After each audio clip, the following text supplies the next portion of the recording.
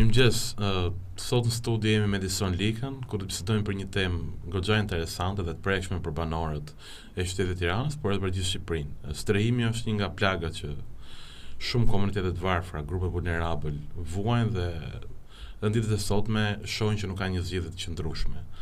Edison ti e marr goxha me strehimin. I ka nisur me 5 majin, me protesta, me dëbime me dhonë dhe me çdo gjë tjetër. A është strehimi një nga çështjet kryesore që janë përmendur gjatë fushatës në Shqipëri, fushatës elektorale? Në fakt, strehimi duhet të ishte një nga çështjet kryesore për të cilat duhet të flitej, po ama nuk është një nga çështjet kryesore që është trajtuar gjatë fushatës elektorale. Tani që fillojmë pak të bëjmë një farë prap analizë, a është tani më strehimi, si më thënë, çështje edhe hall vetëm i shtresave të varfra dhe i grupeve të marginalizuara. Unë mendoj që në fakt nuk është më. Ne kemi kuptimin edhe klasa e mesme sot, klasa e mesme e lartë bilës e ka shumë të vështirë t'ja dalë në këto kushte që të sigurojë një banesë me punë të ndershme, po flasim. Sot në një qytet ku rroga minimale është, si më thon, 400.000 lekë të vjetra dhe rroga mesatare shkon diku te 700-750.000 lekë të vjetra, bëhet totalisht e paaksesueshme për një familje të re, për një të ri, për një punëtor, ekspert, specialist të klasës mesme që t'ja dali që gjatë gjithë jetës tij të marrë një banesë. Secili prej nesh, ku tipin edhe ne që jemi në studio, po të fillojmë të shtrojmë pyetje, kështu, vetëm vetes tonë fillojmë edhe i shohim to ngërçet e strehimit.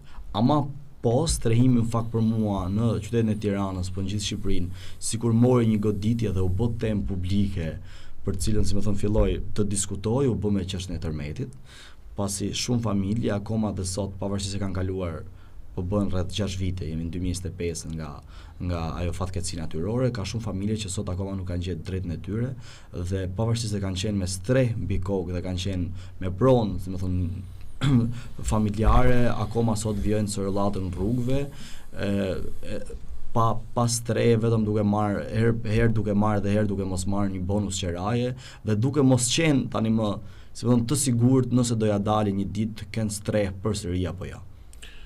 Shumë interesante është gjatë fushatës elektorale ka lloj-lloj premtimesh të ndryshme për strehimin. Një parti thot do japim 30.000 euro për kredin, një parti tjetër thot do japim kredit but, një parti tjetër thot do japim më shumë se 40.000 euro thot nëse kemi 3 fëmijë. Pra është çike ngatrueshme. Sipas mendimit tat, a ka pas kështu ndryshime të këtyre premtimeve për strehim nga partitë politike?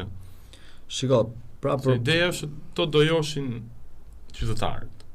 Dhe strehimi është një gjë shumë e rëndësishme për çiftet e reja, edhe për grupet e vulnerabël që janë prek nga ndërtimet ndryshme të projekteve të bashkisë. Për mua nëse do i referohemi vetëm leximeve, si më thon, të programeve elektorale, po edhe ligjeve, kuptimin edhe Partia Socialiste që është në pushtet, kuptimin ka mjaftueshëm argumente për të thënë që ne kemi përmirësuar situatën e strehimit, ne i marrim ndërtuesve që ndërtojnë më shumë se 2000 metra 1% të caktuar për strehim social, ne inkurajojmë familjet e reja, ne inkurajojmë, si më thon, përmes bonuseve të ndryshme ose kredive të buta nënat e vetme, gratë e divorcuara, e me radhë, ama ajo çfarë ndodh në praktik është krejt ndryshe nga ajo që lexojmë ne në letra dhe në dokumente. Kuptimin edhe personat që e kanë detyrim ligjor, institucione që t'ju shërbejnë, pikërisht sepse ata kanë humbur strehen e tyre për shkak të tërmetit ose më saktë edhe shteti vet, duke përdorur justifikimin e tërmetit ju ka shemb shtëpiat, akoma nuk kanë marrë zgjidhje. Nëse njerëzit që duhet merrnin zgjidhje të parët, jemi fiks 6 vite pas tërmetit, nuk kanë marrë zgjidhje. Imagjino që duhet themi për këta të grupe të tjera që në fakt do përfitonin pikërisht për shkak këtyre programeve, nëse do i themi programeve të tjera të strehimit. Për mua kjo është një lloj gepi shumë i madh mes asaj që ne gjejmë në letra dhe asaj çfarë shohim në praktik. Për të rikthyer te programet ose premtimet e partive të tjera politike, unë mendoj që shiko, ata mund të flasin për strehimin, po ti nuk mund të flasësh për strehimin pa fol pak për industrinë e ndërtimit të vend. Çfarë po ndodh kuptimi me industrinë e ndërtimit? Apo pastrohen para në Tiranë? A janë këto çmime reale apo janë çmime krejt fiktive të fryera dhe me një kosto në kuptim me një kosto të papërballueshme nga familjet shqiptare. Edhe po t'i dha 40% shteti që për mua është prapë premtim i parealizueshëm për shkak se nuk kemi një shtet kuptimin që edhe nga partia opozitare që ne presim, si më thon, të jetë në qeveri, po edhe nga partitë e reja të vogla që mund të bëjnë qeverinë bashkë me këtë parti, nuk kanë akoma një plan të mirë urbanistik, kuptimin për na treguar kuptimin sa shtëpi janë bosh në Tiranë, që ne e dim për shkak të kësaj metodës që u bë me OSHE, na dolën rreth 50.000 apartamente bosh, dhe ky muhabet është para një viti e gjysmë, që këto apartamente në mendimin tim janë shtuar. Ka mekanizma se si këto mund të rregullohen sigurisht, për shembull, është taksimi pronës dytë. Kjo mund të ishte një metodë shumë e mirë që shumë parti të vogla e propozojnë. Edhe tani ne nuk e dim se si gjitha këto politika do përkthehen tamam në strehim, politika strehimi real kur këta të vinë pushtet. Ama nëse do flasim për premtimet, sigurisht duke e ditë se strehimi është, si më thënë, një nga pikat më të rëndësishme të çdo familje shqiptare tani më, sigurisht ti e gjen të përfaqësuar në programet politike të secilës parti. Unë nuk e di a janë marrë seriozisht, unë nuk e di se çfarë do të bëhet përsëri, ama po rikthehemi drejt strehimit për shkak se, shiko, po t'i bëjmë një analizë pak më historike. Brezi i prindërve tan, për shkak se ne dolëm nga një lloj regjimi totalitar, disa prej tyre ose mbajtën pronat të cilat i kishin gjatë regjimit, pra thjesht i privatizuan, në kuptoj, objektet që janë pallatet e vjetra, pallatet e asaj kohe, ose pjesa tjetër që ishte e papronë, po ishte në periferi të Shqipërisë, erdhi drejt Tiranës, edhe në fillim viteve 2000 disa prej tyre u vendosën në periferi, me shumë mundime, shumë prej tyre kanë marrë edhe legalizimet dhe tani më jetojnë çik më dinjitetshëm, siç është rasti i familjes time.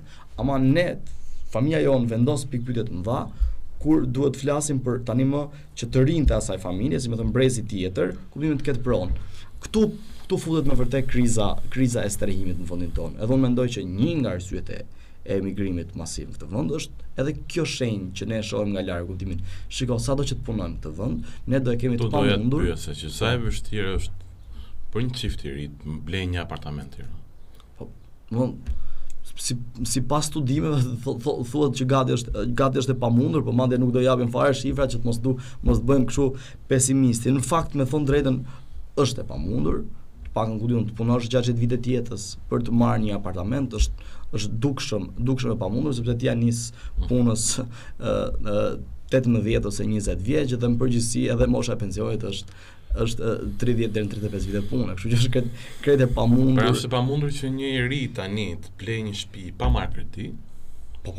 Është totalisht e pamundur, edhe në këto kushte, si më thon, është edhe një nga arsyet pse të rinjt, si më thon, sigurisht që e shtyn martesën ose krijimin në një familje, sigurisht edhe shohin me syt për të ikur, për shkak se në këtë vend sado që të jetosh me punë të ndershme edhe dinjitetshme, të marrësh një rrogë relativisht të lartë për sa i përket kushteve të vendit ton, përsëri kjo është një pikë pyetje ose një çështje e cila nuk do zgjidhet, kuptimin nëse nuk i e fut një rrugë, në kuptimin që është kjo rruga e lekut të shpejtë ose e korrupsionit në rastin shtetëror.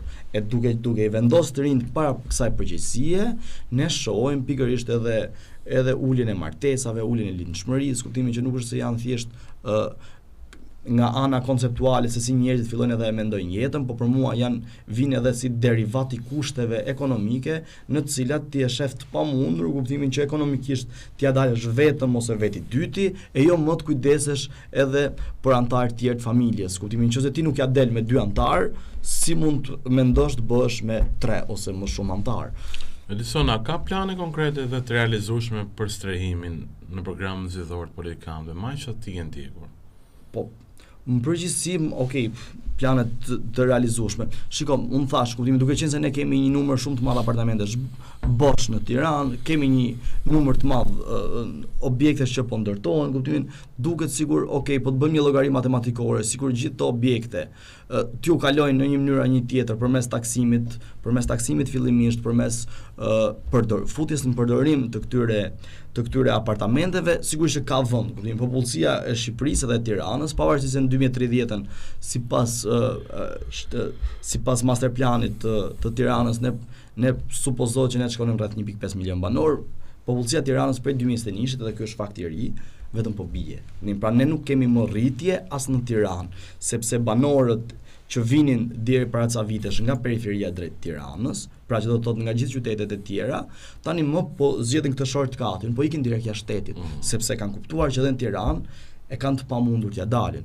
Pra në këtë matematikë thjesht të numrave, sigurisht me disa politika të mira, mund të kishim me vërtet zgjidhje reale të problemit të strehimit, sepse ty do të binin, kuptimin që do të taksojë prona e dytë, edhe e treta akoma më shumë, ty do të binin automatikisht çmimet, për shkak se njerëzit nuk mund ta mbajnë një apartament bosh, nëse ai taksohet me një shifër caktuar, e jo më shumë. Një komponent tjetër që na shfut tani më, për cilin akoma nuk flitet, është turistifikimi. Në disa qytete të Shqipërisë, kuptimin përfshirë Tiranën, turizmi ka krijuar për mua një nevojë të re, në kuptimin që ai justifikon nga ana e qeverisë dhe ndërtuesve nevojën për ndërtim. Ata thonë që tani më nuk po ndërtojmë për ju, sepse ky argument ka rënë me kohë, sepse ne jemi shumë pak për të ndërtuar për ne. Praktikisht mendoj se nevojat tona për ndërtim janë të plotësuara, madje unë mendoj se kemi një mbingopje tregut, ama iluzioni i tyre mahet përmes turizmit. Turizmi që vin këtu dhe rinë 3-4 ditë maksimumi. Pikërisht. Po kryebashkiaku i Tiranës thonte që çdo vit në Tiranë shton 20.000 banorë dhe kjo është e nevojshme pra që të kenë ndërtime normalisht. Po kur erdhim në kryetar bashkie në 2013-ën, premtoi që s'do ketë leje ndërtimi. Më pas ndodhi e kundërta. Po, sigurisht. Që u shtuan masivisht, çdo vit në Tiranë vinin 20.000 banorë të rinj që kërkonin të argumenti, unë thash ky është argumenti që ai përdori deri në 2021-shin. Pas 2021-shit edhe ky argument, si më thon, ra, sepse më shumë njerëz po largoheshin nga Tirana se sa po vinin në Tiranë. Edhe kjo, si më thon, e bën të pashpjegueshme këtë nevojën për të ndërtuar. Edhe u fut ky argumenti i ri i turistit. Pra ne nuk po ndërtojmë për ju, po ne po ndërtojmë për turistin. Hajde le ta marrim edhe këtë ta dekonstruktojmë, si më thon, a është e vërtetë që në këtë vend po ndërtohet për turistin dhe, si më thon, për blerësin e huaj. Edhe këtu mendoj që paktën gjitha shifrat na thonë që shiko, edhe kjo ekonomia e Airbnb-ve në fakt është një far fulluske, sepse herë në radhë parë është e përqendruar vetëm në 2-3 segmente të Tiranës.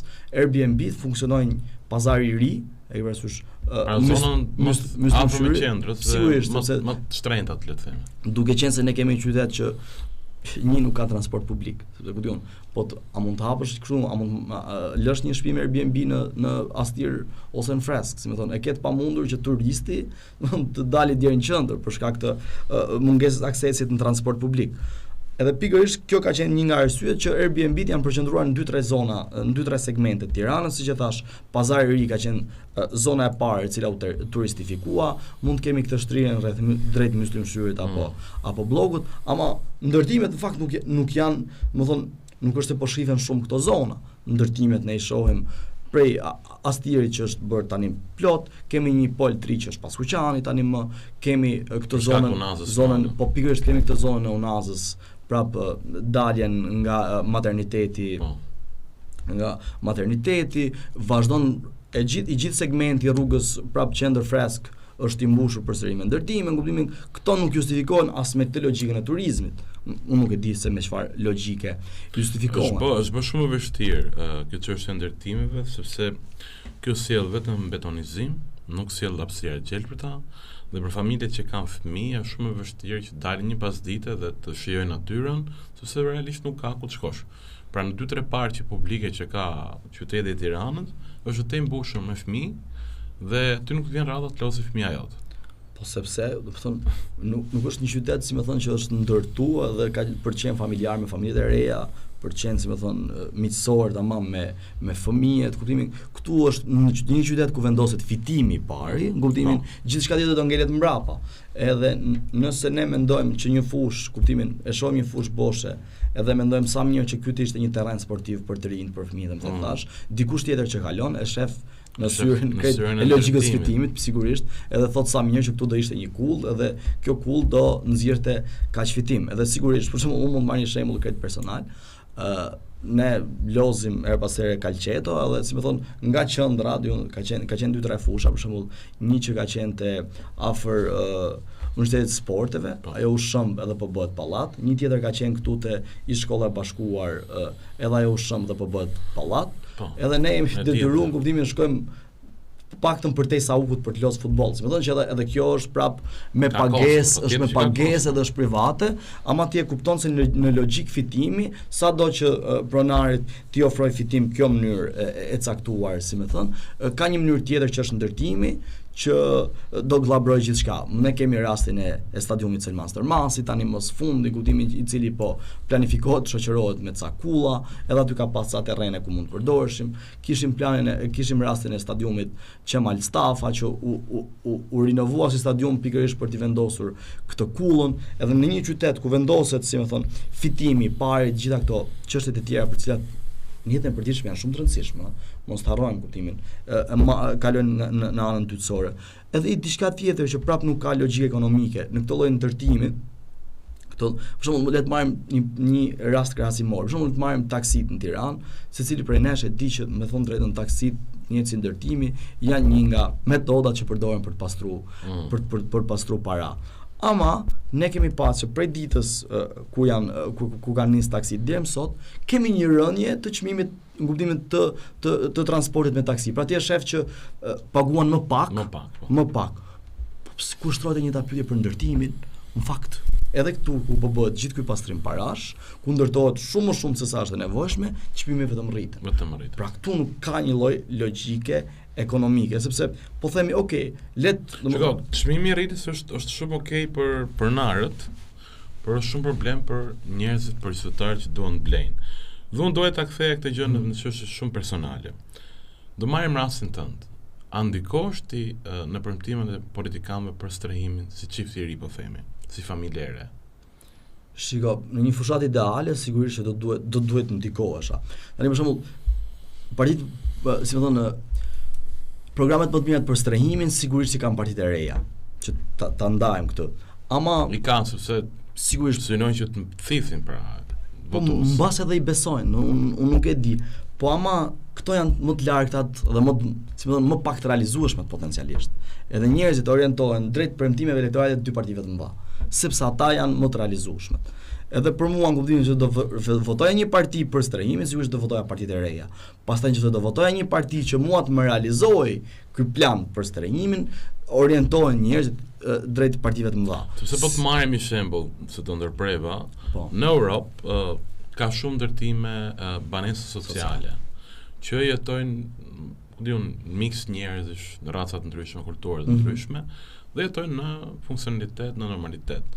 Pra pak në Italia e ka zgjidhur këtë punën e strehimit me banesë sociale, pra në një qytet caktuar ndërton 5-6 pallate ku ti ke drejt të aplikosh pagueshtari shumë të vogël.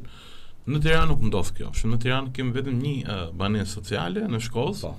Edhe ajo është e mbushur në limitet e saj dhe aty është krijuar një mjedis ku njerëzit e tjerë nuk duan të shkojnë. Dhe vetëm zgjidhja që qytetarët shikojnë është të marrin kredi dhe të blejnë një apartament. Ama edhe kredia ka ato kleçkat e veta. Dhe një nga rastet që qytetarët presin shkredia but nga bashkia. Dhe tani është kredia but për administratë. Po edhe kjo ka ato kleçkat e veta, sepse nuk e dihet kurse si fiton, kush fiton, kush futet mik, kush nuk gjen mik. Pra, ne flasim që në Shqipëri gjithmonë do të kesh mik. Do të kesh gjithmonë një mik. Po sipas atyre që ti ke ndjek, a ka pas ndonjëherë përmbushje të premtimeve për strehim social? Nëse më kujtohet, ligji i strehimit social thotë që mbi 2000 metra katror i dhuron 3% të hapësirave bashkisë për strehim. Qa kemi pa nga këto 3% që të është downtown-i, që është në rrugën e Elbasanit, nuk i ka dhënë, por i ka pagu taksa, dhe 3% që janë marrë në Kamës, në institut, edhe në Sauk. Pra janë 3 zona ku një qytetar i cili jeton në rrugën e Elbasanit nuk shkon në Kamës. Kjo është një nga pikat më interesante, kuptimin për cilin në fakt do flisja, është ky 3% në rast se ti të kalon 2000 metra katror ndërtim.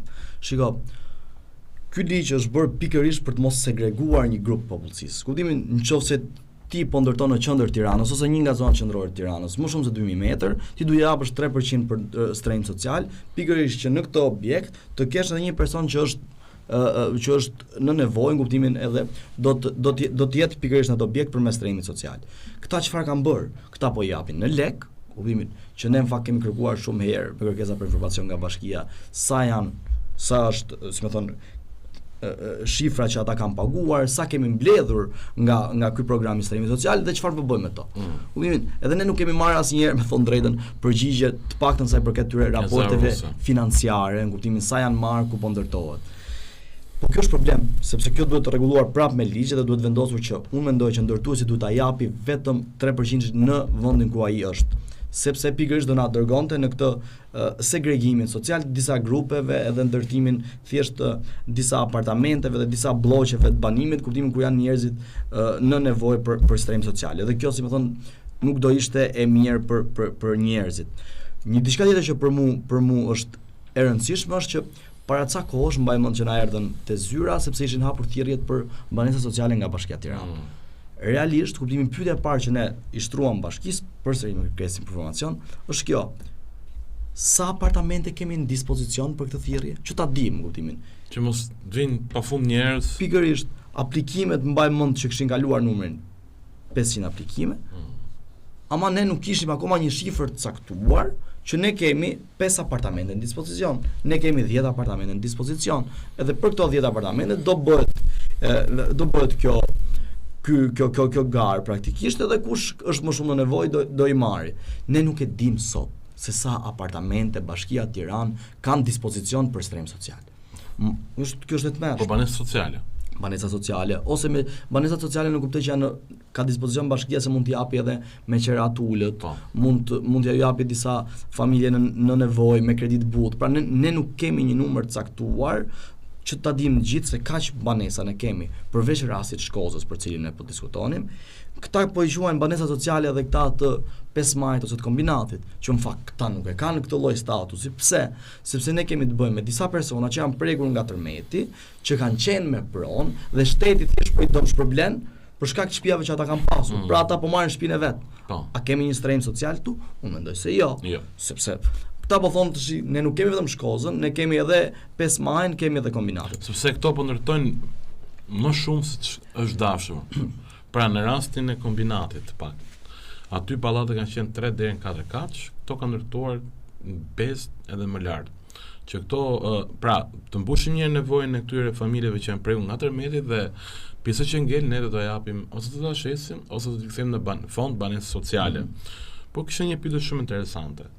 Si ngeli pastre në Tiranë, hiq fatkeqësinë.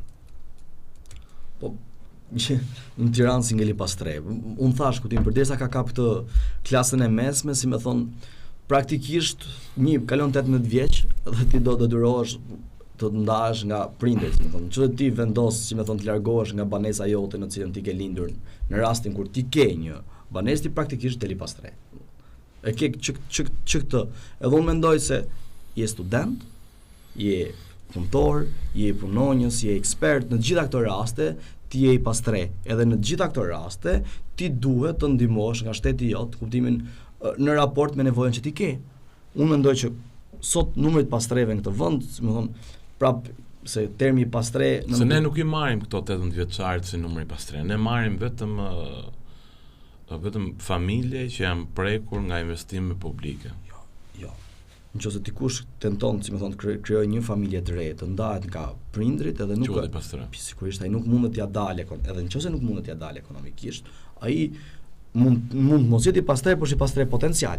Pra praktikisht kuptimin që ti ke një rrog 300.000 lekë të vjetra, edhe qeraja që paguan në shkallë 300.000 lekë vjetra, mund ja bësh një muaj deri në 2, pastaj ose do kthehesh te familja, nëse ata të pranojnë, ose do dalësh i pastre, kështu që nuk ke si ja bën. Diçka tjetër në raport me prishjet e objekteve që për mua po bëhet diçka interesante, është kjo se pallatet e vjetra që po shemben, kudo prej rrugës Ura që unë mbaj mend me cilat jemi marr, te Myslim Shyri ose kudo tjetër për me justifikime të tërmetit, shteti i shëmb në Myslim Shyri ose te rruga Ura, ama ju thot që ju kur ta merrni objektin, do e merrni te 5 Maj ose në kombinat. Që shkret e palogjikshme. Për shkak se mund nëse mos shemb objekti këtu, unë dua ta marr pronën time nesër në të njëjtën hapësirë ku kam pas lagjet. Si mund ndek disësh mua kështu totalisht një hapësirë tjetër që nuk është as e imja, është më në periferi, nuk dua të jetoj aty, po është kam pafund argumente se është këtë ekzistenciale, mos shtëpia ime këtu, është prona ime. Jo, kjo po ndodh sot në Tiranë edhe duket sikur është marrë kështu një far common sensi se ka kuptim ky muhabet. Për shembull, rastin e rrugës Sura, nëse ju kujtohen për shembull te komunalja, po. Jo vetëm te komunalja, po edhe më lart. Më lart, kuptimi me 2023-shin, mbaj mend që për shembull disa pallate, për shembull me Fadroma, praktikisht ata si kishte shema Stërmeti, madje edhe Fadromat kishin vështirësi në shëmbje, ata janë zhvendosur gjithë 5 maj. Lagji sot është bosh, flitet, pra po në kuptoj flitet që do ndërtohet një qendër tregtare. Po çfarë ndodh, si më thon, me atë hapësirë e cila ka qenë disa banorëve.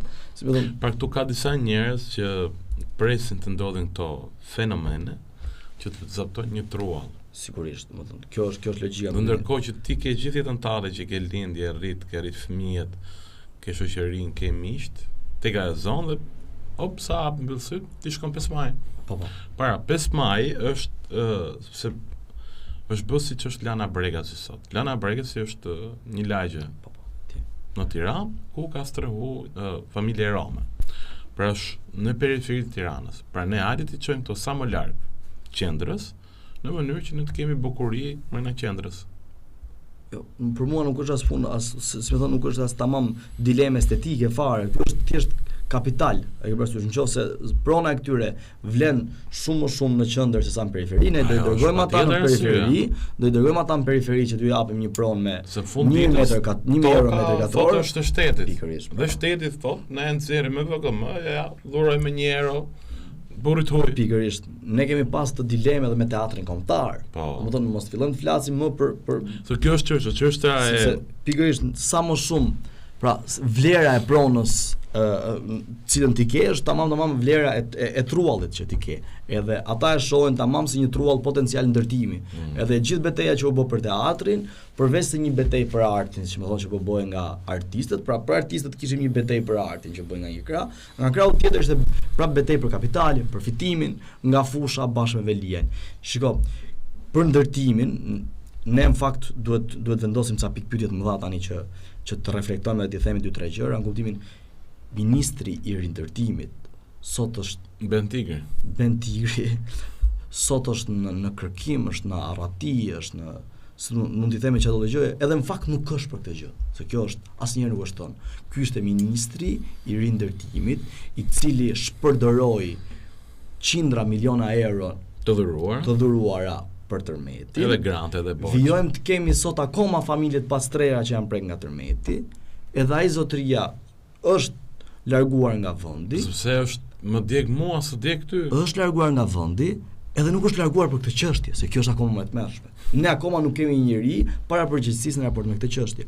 Kur për shembull mua banorët e ish komunales, përveç të tjerësh, më thonë që shiko, ka ardhur Arben Ametaj personalisht, edhe më ka thënë që shiko, ti do e marrësh në këtë vend pronën tënde. Pasi iku Arben Ametaj, erdhi Erion Veliaj.